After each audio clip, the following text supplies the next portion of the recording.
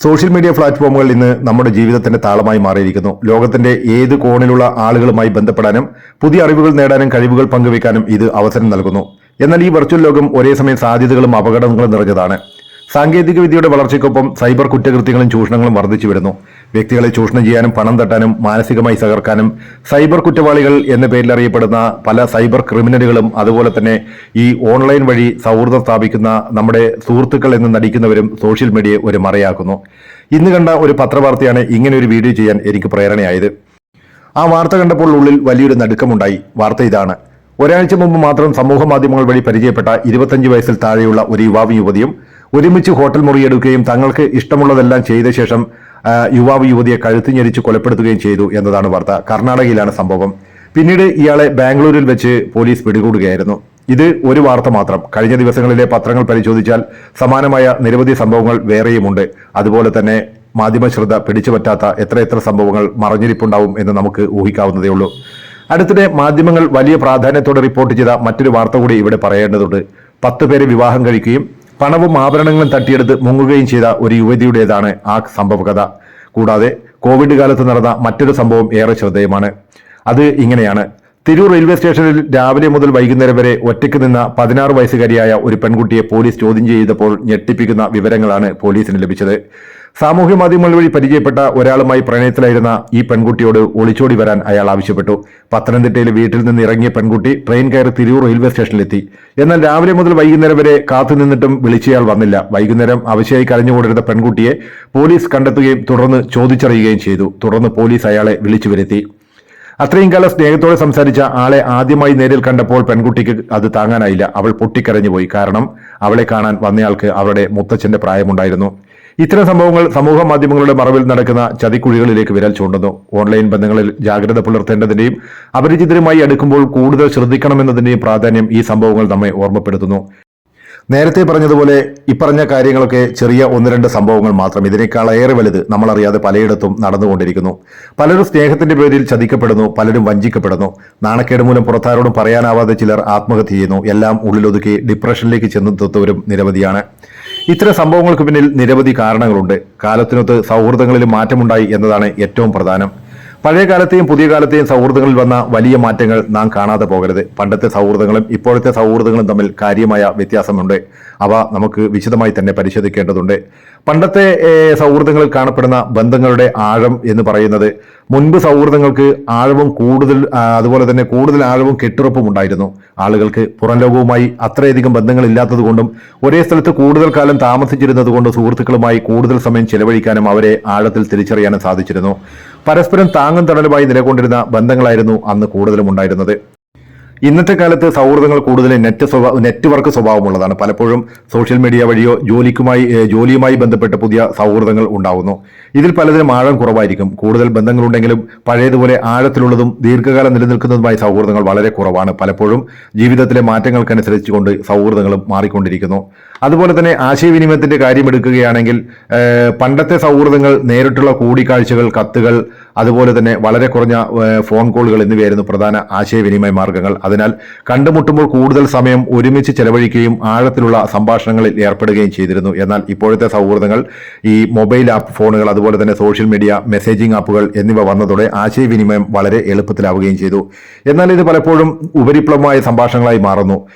സ്ക്രീനുകളിലൂടെയുള്ള ഇടപെടലുകൾ കാരണം നേരിട്ടുള്ള സംഭാഷണങ്ങളും ശാരീരിക സാമീപ്യങ്ങളും കുറഞ്ഞു വന്നു. അതുപോലെ തന്നെ പഴയ സൗഹൃദങ്ങളുടെ സാഹചര്യങ്ങളെക്കുറിച്ച് പറയുകയാണെങ്കിൽ, പണ്ടത്തെ സൗഹൃദങ്ങൾ ആളുകൾ ഒരേ നാട്ടിൽ, ഒരേ സ്കൂളിൽ, ഒരേ സാഹചര്യങ്ങളിൽ വളർന്നു വന്നതിനാൽ സൗഹൃദങ്ങൾ സ്വാഭാവികമായി രൂപപ്പെടുകയും അത് ദീർഘകാലം ഒരുമിച്ച് നിൽക്കുകയും ചെയ്തു. ജീവിത സാഹചര്യങ്ങൾ ഒരുമിച്ച് പങ്കിടുന്നതിലൂടെ ബന്ധങ്ങൾ കൂടുതൽ ശക്തിപ്പെട്ടു. ഇപ്പോഴത്തെ സൗഹൃദങ്ങളാവട്ടെ വിദ്യാഭ്യാസം, ജോലി എന്നിവയ്ക്കായി ആളുകൾ പല സ്ഥലങ്ങളിലേക്ക് മാറേണ്ടി വരുന്നു. ഇത് പഴയ സൗഹൃദങ്ങളെ നിലനിർത്താൻ ബുദ്ധിമുട്ടുണ്ടാക്കുന്നു. പുതിയ സ്ഥലങ്ങളിൽ പുതിയ സൗഹൃദങ്ങൾ ഉണ്ടാകുമെങ്കിലും അവയ്ക്ക് പഴയ ബന്ധങ്ങളുടെ ആഴം പലപ്പോഴും ലഭിക്കാറില്ല. ജീവിതത്തിലെ തിരക്കുകൾ കാരണം സുഹൃത്തുക്കളുമായി സമയം ചെലവഴിക്കാൻ കഴിയാതെ വരുന്നു. അതുപോലെ തന്നെ പണ്ടത്തെ സൗഹൃദങ്ങളും ഇപ്പോഴത്തെ സൗഹൃദങ്ങളും തമ്മിലുള്ള മൂല്യങ്ങളുടെയും കാഴ്ചപ്പാടുകളുടെയും കാര്യം പറയുകയാണെങ്കിൽ, പണ്ടത്തെ സൗഹൃദങ്ങൾ പൊതുവായ മൂല്യങ്ങളിൽ, സാമൂഹ്യ സാഹചര്യങ്ങളിൽ അധിഷ്ഠിതമായ സൗഹൃദങ്ങളായിരുന്നു മുൻപുണ്ടായിരുന്നത്. പരസ്പരം സഹായിക്കാനും അത് പിന്തുണയ്ക്കാനും കൂടുതൽ പ്രാധാന്യം നൽകിയിരുന്നു പഴയ ആളുകൾ. ഇപ്പോഴത്തെ സൗഹൃദങ്ങളാവട്ടെ ആധുനിക ജീവിതശൈലിയും സാമൂഹ്യ മാറ്റങ്ങളും വ്യക്തികളെ കൂടുതൽ വ്യക്തികേന്ദ്രീകൃതമാക്കി മാറ്റിയിട്ടുണ്ട്. സൗഹൃദങ്ങളിൽ വ്യക്തിപരമായ താല്പര്യങ്ങൾക്കും കാഴ്ചപ്പാടുകൾക്കും കൂടുതൽ പ്രാധാന്യം വരുന്നു. ചിലപ്പോൾ പൊതുവായ താല്പര്യങ്ങളെക്കാൾ വ്യക്തിപരമായ നേട്ടങ്ങൾക്കോ സോഷ്യൽ സ്റ്റാറ്റസിനോ പ്രാധാന്യം നൽകുന്ന സൗഹൃദങ്ങളും ഉണ്ടാകാം. പഴയ സൗഹൃദങ്ങളുടെ സ്വാതന്ത്ര്യത്തെക്കുറിച്ചും അതുപോലെ തന്നെ അതിന്റെ ഒരു ബൗണ്ടറീസ് അതിരുകളെക്കുറിച്ച് പറയുകയാണെങ്കിൽ പണ്ടത്തെ സൗഹൃദങ്ങളിൽ കൂടുതൽ അടുപ്പവും ആശ്രയത്വവും ഉണ്ടായിരുന്നു. സുഹൃത്തുക്കൾ പലപ്പോഴും കുടുംബാംഗങ്ങളെ പോലെയായിരുന്നു. വ്യക്തിപരമായ അതിരുകൾ അത്രയൊന്നും പരിഗണിക്കപ്പെട്ടിരുന്നില്ല. എന്നാൽ ഇപ്പോഴത്തെ സൗഹൃദങ്ങളെക്കുറിച്ച് പറയുകയാണെങ്കിൽ ഇന്നത്തെ സൗഹൃദങ്ങളിൽ വ്യക്തിപരമായ സ്വാതന്ത്ര്യത്തിനും അതിരുകൾക്കും കൂടുതൽ പ്രാധാന്യം നൽകുന്നു. ഒരാളുടെ സ്വകാര്യതയെ മാനിക്കുന്നതും ആവശ്യത്തിന് മാത്രം ഇടപെടുന്നതുമായ ബന്ധങ്ങളാണ് ആധുനിക സൗഹൃദങ്ങളിൽ കാണാൻ കഴിയുന്നത്. മൊത്തത്തിൽ പറഞ്ഞാൽ സാങ്കേതിക വിദ്യയുടെ വളർച്ചയും സാമൂഹ്യ മാറ്റങ്ങളും സൗഹൃദങ്ങളുടെ സ്വഭാവത്തിൽ വലിയ സ്വാധീനം ചെലുത്തിയിട്ടുണ്ടെന്ന് പറയാൻ പറ്റും. ഇന്നത്തെ സൗഹൃദങ്ങൾ കൂടുതൽ എളുപ്പത്തിൽ ഉണ്ടാകുമെങ്കിലും ഇവയുടെ ആഴവും ദീർഘകാല നിലനിൽപ്പും പലപ്പോഴും ഒരു ചോദ്യചിഹ്നം തന്നെയാണ്. അതേപോലെ പണ്ടത്തെ സൗഹൃദങ്ങൾക്ക് ആഴവും വിശ്വാസ്യതയും കൂടുതലായിരുന്നു. ഇന്ന് വാട്സപ്പ് ഗ്രൂപ്പിലും ഫേസ്ബുക്ക്, ഇൻസ്റ്റഗ്രാം പോലുള്ള സമൂഹ മാധ്യമങ്ങൾ വഴി നിമിഷ നേരം കൊണ്ടാണ് ആളുകൾ പരസ്പരം സുഹൃത്തുക്കളാവുന്നത്. അതുകൊണ്ട് തന്നെ പറ്റിക്കപ്പെടലും വളരെ കൂടുതലാണ്. ഇത്തരം സൗഹൃദങ്ങൾപ്പെട്ട് വഞ്ചിതരാവാതിരിക്കാൻ ചെയ്യാൻ കഴിയുന്ന പ്രധാനപ്പെട്ട ഒരു മാർഗമാണ് നമ്മളോട് സൗഹൃദം സ്ഥാപിക്കാൻ ശ്രമിക്കുന്ന ആളുകളെ മനസ്സിലാക്കാൻ സാധിക്കുക എന്നത്. ഓൺലൈൻ ബന്ധങ്ങൾ വർദ്ധിച്ചു വരുന്ന ഇന്നത്തെ കാലത്ത് അല്പസമയം ഇത്തരം സൈക്കോളജിക്കൽ വിഷയങ്ങൾ മനസ്സിലാക്കാൻ നമ്മൾ സമയം ചെലവഴിക്കണം. എല്ലാം നഷ്ടപ്പെട്ട ശേഷം സൗഹൃദങ്ങളെക്കാൾ നമ്മളെ സ്നേഹിക്കാൻ ഉദ്ദേശിക്കുന്നവരുടെ ലക്ഷ്യം മാനിപ്പുലേഷൻ ആയിരുന്നു എന്ന് തിരിച്ചറിയുന്ന നിമിഷം ജീവിതത്തിൽ ഉണ്ടാകാതിരിക്കാനും അകറ്റേണ്ടവരെ അകറ്റി നിർത്താനും ഇറങ്ങിപ്പോകേണ്ടിടത്ത് നിന്നും ഉറച്ചു ചുവടുവെപ്പോടുകൂടി ഇറങ്ങിപ്പോവാനും നോ പറയേണ്ടിടത്ത് നോ തന്നെ പറയാനും യെസ് പറയേണ്ടിടത്ത് യെസ് തന്നെ പറയാനും നമുക്ക് ധൈര്യം ഉണ്ടാവണം. ഇത്തരം സൈക്കോളജിക്കൽ വീഡിയോകൾ കാണുന്നതിലൂടെ ആ ഒരു ധൈര്യം നമുക്ക് സ്വമേധയാ സംഭരിക്കാൻ കഴിയുന്നതാണ്. മാനസികാരോഗ്യത്തെക്കുറിച്ച് അവബോധം നൽകുകയും പിന്തുണ നൽകുകയും ചെയ്യുന്ന യൂട്യൂബേഴ്സിനെ പരിചയപ്പെടുന്നത് വളരെ അധികം സഹായകരമാവും. അവരുടെ വീഡിയോകൾക്ക് ആശ്വാസവും പ്രായോഗികമായ നിർദ്ദേശങ്ങളും നൽകാൻ കഴിയും. മാത്രമല്ല നമ്മൾ ഇത്തരം വിഷയങ്ങളെക്കുറിച്ച് ആഴത്തിൽ പഠിക്കുകയാണെങ്കിൽ നമ്മളോട് അവിചാരിതമായി കണ്ടുമുട്ടുന്ന ആളുകൾ വളരെയധികം സ്നേഹം പ്രകടിപ്പിക്കുകയാണെങ്കിൽ അല്ലെങ്കിൽ അത്തരം ആളുകൾ നമ്മളെ കൂടുതൽ സ്നേഹിക്കുകയാണ് എന്ന് തോന്നിക്കഴിഞ്ഞാൽ അതിന് പിന്നിലുള്ള അവരുടെ ചേതോവികാരം മനസ്സിലാക്കാൻ ഇത്തരം യൂട്യൂബേഴ്സിന്റെ വീഡിയോ നമുക്ക് സഹായകരമാണ്. ഇവരിൽ പ്രമുഖരായ കുറച്ച് യൂട്യൂബേഴ്സിനെ ഞാൻ ഇവിടെ പരിചയപ്പെടുത്തുകയാണ്. ഇത്തരം വിഷയങ്ങൾ കൈകാര്യം ചെയ്തതിൽ മുൻനിരയിൽ നിൽക്കുന്ന ഒരാളാണ് ഡോക്ടർ സൂസൻ കുരുത്ത്. സൂസൻ കുരുത്ത് മലയാളത്തിലെ പ്രമുഖ സൈക്കോളജിസ്റ്റും യൂട്യൂബറുമാണ്. വളരെ ലളിതവും വ്യക്തവുമായ ഭാഷയിൽ അവർ മാനസികാരോഗ്യ വിഷയങ്ങൾ അവതരിപ്പിക്കുന്നു എന്നതാണ് ഇവരുടെ വീഡിയോയുടെ പ്രത്യേകത. അവരുടെ വീഡിയോകൾക്ക് വലിയൊരു വിഭാഗം പ്രേക്ഷകരുണ്ട്. കാരണം അവർ സാധാരണക്കാർക്ക് മനസ്സിലാകുന്ന രീതിയിൽ തന്നെ കാര്യങ്ങൾ വിശദീകരിക്കുന്നു. വിഷാദം, ഉത്കണ്ഠ, ബന്ധങ്ങളിലെ പ്രശ്നങ്ങൾ, ആത്മവിശ്വാസം വളർത്തൽ, സ്വയം സ്നേഹിക്കൽ തുടങ്ങിയ നിരവധി വിഷയങ്ങളിൽ ഇവർ വീഡിയോകൾ ചെയ്തിട്ടുണ്ട്. വെറും വിവരങ്ങൾ നൽകുന്നതിനപ്പുറം മാനസിക ബുദ്ധിമുട്ടുകൾ കൈകാര്യം ചെയ്യാനുള്ള പ്രായോഗികമായ വഴികളും നിർദ്ദേശങ്ങളും ഇവർ പങ്കുവയ്ക്കുന്നു. അവരുടെ വാക്കുകൾക്ക് ശ്രോതാക്കൾക്ക് ആശ്വാസവും വൈകാരികമായ പിന്തുണയും നൽകാൻ കഴിയുന്നുണ്ട്. ചൂഷണങ്ങൾക്ക് ശേഷമുണ്ടാകുന്ന മാനസിക ബുദ്ധിമുട്ടുകൾക്കും ഇത് വലിയ ആശ്വാസമാണ്. ചൂഷണങ്ങൾക്ക് ശേഷമുണ്ടാകുന്ന മാനസിക ബുദ്ധിമുട്ടുകളെ എങ്ങനെ നേരിടാമെന്നും വിശ്വാസം വീണ്ടെടുക്കാമെന്നും ആരോഗ്യകരമായ ബന്ധങ്ങൾ എങ്ങനെ സ്ഥാപിക്കാമെന്നും സൂസൻ കുരുത്തിന്റെ വീഡിയോകൾ പറഞ്ഞു തരും. മാനസികാരോഗ്യ കേന്ദ്രത്തെക്കുറിച്ച് തുറന്നു സംസാരിക്കാൻ ഇത് ആളുകളെ പ്രേരിപ്പിക്കുകയും ചെയ്യുന്നു. ഇവരുടെ ചാനലിന്റെയും അതുപോലെ തന്നെ വീഡിയോകളുടെയും ലിങ്ക് ഞാനിവിടെ കമന്റ് ബോക്സിൽ ഫസ്റ്റ് കമന്റായി തന്നെ പിൻ ചെയ്ത് വെക്കുന്നതാണ്. രണ്ടാമത്തെ പ്രമുഖ സൈക്കോളജിസ്റ്റാണ് ഡോക്ടർ ഷാഹിദ് പയ്യന്നൂർ. മനഃശാസ്ത്രപരമായ വിഷയങ്ങളിൽ ആഴത്തിൽ പഠനവും അതുപോലെ തന്നെ വിശകലനവും നടത്തി വീഡിയോകൾ അവതരിപ്പിക്കുന്ന യൂട്യൂബറാണ് ഷാഹിദ് പയ്യന്നൂർ. വ്യക്തിത്വ വികസനം, മാനസികാരോഗ്യം, ബന്ധങ്ങളിലെ സങ്കീർണതകൾ എന്നിവയിൽ അദ്ദേഹത്തിന് വ്യക്തമായ കാഴ്ചപ്പാടുണ്ട്. വിഷയങ്ങളെ ഉപരിപ്ലവമായി കാണാതെ അതിന്റെ മനഃശാസ്ത്രപരമായ വേരുകളിലേക്ക് ഇറങ്ങിച്ചെന്ന് അദ്ദേഹം കാര്യങ്ങൾ വിശദീകരിക്കുന്നു. ആത്മവിശ്വാസം, സ്വഭാവ രൂപീകരണം, ലക്ഷ്യബോധം തുടങ്ങിയ വ്യക്തിത്വ വികസന വിഷയങ്ങളിൽ അദ്ദേഹത്തിന്റെ വീഡിയോകൾക്ക് നല്ല ഉൾക്കാഴ്ച നൽകാൻ കഴിയുന്നുണ്ട്. കുടുംബ ബന്ധങ്ങൾ, സൗഹൃദങ്ങൾ, അതുപോലെ പ്രണയബന്ധങ്ങൾ എന്നിവയിലെ സങ്കീർണതകളെക്കുറിച്ചും പ്രശ്നങ്ങളെക്കുറിച്ചും അദ്ദേഹം വിശകലനം ചെയ്യുന്നു. സോഷ്യൽ മീഡിയ ചൂഷണങ്ങൾ പലപ്പോഴും ബന്ധങ്ങളിലെ പ്രശ്നങ്ങളായി ബന്ധപ്പെട്ടിരിക്കുന്നതിനാൽ ഇത് എല്ലാവർക്കും ഏറെ പ്രയോജനപ്രദവുമാണ്. മാനസിക വെല്ലുവിളികളെ നേരിടാൻ ജീവിതത്തിൽ മുന്നോട്ട് പോകാനും അദ്ദേഹത്തിന്റെ വാക്കുകൾ പലർക്കും പ്രചോദനമാകാറുണ്ട്. അതുപോലെ തന്നെ ചൂഷണങ്ങൾക്ക് ശേഷമുണ്ടാകുന്ന മാനസിക തളർച്ചയും അതുപോലെ തന്നെ ആശയക്കുഴപ്പങ്ങളെയും അതിജീവിക്കാൻ ഷാഹിദ് പയ്യന്നൂരിന്റെ വീഡിയോകൾക്ക് സഹായകരമാകും. നിങ്ങളുടെ ചിന്തകളെയും വികാരങ്ങളെയും മനസ്സിലാക്കാനും ആരോഗ്യകരമായ മാനസികാവസ്ഥയിലേക്ക് തിരികെ വരുവാനും ഇത് വഴിയൊരുക്കും. ഇദ്ദേഹത്തിന്റെ വീഡിയോയുടെയും അതുപോലെ തന്നെ ചാനലിന്റെയും ലിങ്ക് ഞാനിവിടെ ഫസ്റ്റ് കമന്റായി തന്നെ പിൻ ചെയ്ത് വയ്ക്കാൻ ശ്രമിക്കുന്നതാണ്. ഹായ് ഐ ആം കാർത്തിക് എന്ന യൂട്യൂബ് ചാനലാണ് മറ്റൊന്ന്. മാനസികാരോഗ്യ വിഷയങ്ങളെക്കുറിച്ചും സാമൂഹ്യ നീതിയെക്കുറിച്ചുമുള്ള ആഴത്തിലുള്ള വിവരങ്ങൾ മലയാളത്തിൽ പ്രേക്ഷകരിലേക്ക് എത്തിക്കുന്ന ഒരു പ്രധാന പ്ലാറ്റ്ഫോം കൂടിയാണ് ഹായ് ഐ ആം കാർത്തിക്. പത്രപ്രവർത്തകനും സാമൂഹ്യനീതി പ്രവർത്തകനുമായ അജയ് കാർത്തികാണ് ഈ ചാനലിന് പിന്നിൽ. അദ്ദേഹത്തിന്റെ ഗവേഷണങ്ങളെയും അതുപോലെ തന്നെ പഠനങ്ങളെയും അടിസ്ഥാനമാക്കി പ്രേക്ഷകർക്ക് വിവരമുള്ള തീരുമാനങ്ങൾ എടുക്കാൻ സഹായിക്കുന്ന ഉള്ളടക്കമാണ് ഈ ചാനൽ നൽകുന്നത്. ഈ ചാനലിന്റെ പ്രധാന വിഷയങ്ങളിലൊന്ന് നാർസിസിസ്റ്റിക് പേഴ്സണാലിറ്റി ഡിസോർഡർ, അതായത് NPD ആണ്.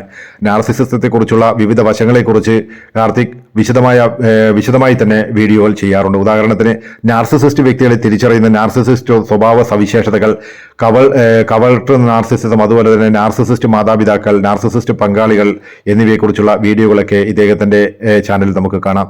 നാർസിസിസ്റ്റ് ദുരുപയോഗത്തിൽ നിന്ന് രക്ഷപ്പെടുന്നത്, അതുപോലെ തന്നെ നാർസിസിസ്റ്റിക് വ്യക്തികളുമായി ഇടപഴകുമ്പോൾ ശ്രദ്ധിക്കേണ്ട കാര്യങ്ങൾ, നോ കോണ്ടാക്ട് തന്ത്രങ്ങൾ, ട്രോമ ബോണ്ട്, രോഗശാന്തി എന്നിവയെക്കുറിച്ചും അദ്ദേഹം വിശദമായി തന്നെ വീഡിയോകൾ ചെയ്തിട്ടുണ്ട്. മറ്റ് മാനസികാരോഗ്യ വിഷയങ്ങൾ, അതായത് വിഷാദം, ബോർഡർ ലൈൻ പേഴ്സണാലിറ്റി ഡിസോർഡർ എന്നറിയപ്പെടുന്ന BPD, ഗ്യാസ് ലൈറ്റിംഗ് തുടങ്ങിയ വിഷയങ്ങളെക്കുറിച്ചും ചാനൽ വീഡിയോകൾ ചെയ്യാറുണ്ട്. കാർത്തിക് തന്റെ ഈ വീഡിയോകളിലൂടെയൊക്കെയും മാനസികാരോഗ്യത്തെക്കുറിച്ചുള്ള തെറ്റിദ്ധാരണകൾ മാറ്റാനും ഈ വിഷയങ്ങളെക്കുറിച്ച് തുറന്ന് സംസാരിക്കാനും ആളുകളെ പ്രോത്സാഹിപ്പിക്കുന്നു. ഓരോ വീഡിയോയിലും നൽകുന്ന വിവരങ്ങൾ പ്രൊഫഷണൽ അല്ലെങ്കിൽ മെഡിക്കൽ അല്ലെങ്കിൽ മാനസികാരോഗ്യ ഉപദേശത്തിന് പകരമാവില്ലെന്ന് അദ്ദേഹം വ്യക്തമാക്കുന്നുണ്ട്. ആവശ്യമെങ്കിൽ യോഗ്യരായ മാനസികാരോഗ്യ വിദഗ്ധരുടെ സഹായം തേടാൻ അദ്ദേഹം പ്രേക്ഷകരെ ഓർമ്മിപ്പിക്കുകയും ചെയ്യുന്നു. മാനസികാരോഗ്യ വിഷയങ്ങൾ കൂടാതെ സാമൂഹിക പ്രശ്നങ്ങൾ, വ്യക്തിത്വ വളർച്ച, സ്വയം സഹായം, പ്രായോഗിക മനഃശാസ്ത്രം തുടങ്ങിയ വിഷയങ്ങളെക്കുറിച്ചും ഐ ആം കാർത്തിക് ചാനലുകൾ എന്ന യൂട്യൂബ് ചാനൽ വീഡിയോകൾ അവതരിപ്പിച്ചിട്ടുണ്ട്. ലളിതമായ ഭാഷയിൽ സങ്കീർണമായ വിഷയങ്ങൾ അവതരിപ്പിക്കാനുള്ള അദ്ദേഹത്തിന്റെ കഴിവ് ഈ ചാനലിനെ കൂടുതൽ ജനപ്രിയമാക്കുന്നു. അതുപോലെ തന്നെ ബോധി ക്ലിനിക് എന്ന പേരിൽ ഒരു യൂട്യൂബർ വീഡിയോ ചെയ്യുന്നുണ്ട്. നേരത്തെ ബോധി ക്ലിനിക് എന്ന പേരിലായിരുന്നു ഇവർ ചെയ്തുകൊണ്ടിരിക്കുന്നത്. ഇപ്പോൾ അത് പേര് മാറ്റിയിട്ട് സീൻസ് ഹെഡ് ക്ലിനിക് എന്നാണ് യൂട്യൂബിൽ കാണാൻ കഴിയുന്നത്. വളരെ മനോഹരമായ, എല്ലാവർക്കും മനസ്സിലാകുന്ന രീതിയിൽ തന്നെയാണ് അവർ സൈക്കോളജിക്കൽ വിഷയങ്ങളെ കുറിച്ച് വീഡിയോകൾ അപ്ലോഡ് ചെയ്തിരിക്കുന്നത്. പറ്റുമെങ്കിൽ എല്ലാവരും ഇത്തരം വീഡിയോകൾ കാണാൻ ശ്രമിക്കുക. അതുപോലെ തന്നെ ബേബി ചമ്പയിൽ, അവർ കേരള, പിന്നെ കാവേരി സുധീഷ് എന്നിവരും ഈ ഒരു വിഷയത്തിൽ വളരെ മനോഹരമായ തന്നെ വീഡിയോകൾ ചെയ്ത് വെച്ചിരിക്കുന്നത് നമുക്ക് കാണാനായിട്ട് പറ്റും. നിങ്ങൾ എല്ലാവരും പറ്റുമെങ്കിൽ ഇത്തരം വീഡിയോകൾ കാണണം, ചാനൽ സബ്സ്ക്രൈബ് ചെയ്യണം.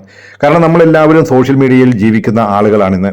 വാട്സാപ്പിലൊക്കെ ഇന്ന് 100 കണക്കിന് ഗ്രൂപ്പുകൾ നമുക്ക് കാണാം. ഈ ഗ്രൂപ്പുകളിൽ നിന്നൊക്കെ നിങ്ങളെ വ്യക്തിപരമായി തേടിയെടുത്ത് മെസ്സേജുകൾ ആരെങ്കിലും അയക്കുകയോ നിങ്ങളുടെ കാര്യങ്ങളിൽ കൂടുതലായി ഇടപഴകുകയോ ഒക്കെ ചെയ്യുന്നുണ്ടെങ്കിൽ സൂക്ഷിക്കുക. അവർ നിങ്ങളെ ട്രാപ്പിലാക്കാനും മാനിപ്പുലേഷൻ ചെയ്യാനും ഒക്കെ തന്നെ ആയിരിക്കാം വരുന്നത്. ഇത്തരം ആളുകളെ അവരുടെ സംസാരം കൊണ്ട് തന്നെ തിരിച്ചറിയാൻ സഹായിക്കും എന്നതാണ് ഇത്തരം വീഡിയോകൾ കാണുന്നതിലൂടെ നമുക്ക് ലഭിക്കുന്ന ഗുണം എന്ന് പറയുന്നത്. ഒരു വലിയ മാനിപ്പുലേഷൻ അപ്പുറത്ത് പോയി നമ്മൾ മാനസികമായും സാമ്പത്തികമായും ശാരീരികമായും തകർന്നു പോകാതിരിക്കാൻ ഒരു മുൻകരുതൽ എന്ന നിലയിൽ ഇന്ന് സോഷ്യൽ മീഡിയയിൽ ജീവിക്കുന്ന എല്ലാവരും ഇത്തരം വീഡിയോകൾ കാണേണ്ടത് വളരെ അത്യാവശ്യമാണ്. എന്തായാലും ഇത്രയും സമയം ഈ വീഡിയോകൾ കണ്ടതിൽ എല്ലാവർക്കും നന്ദി, നമസ്കാരം.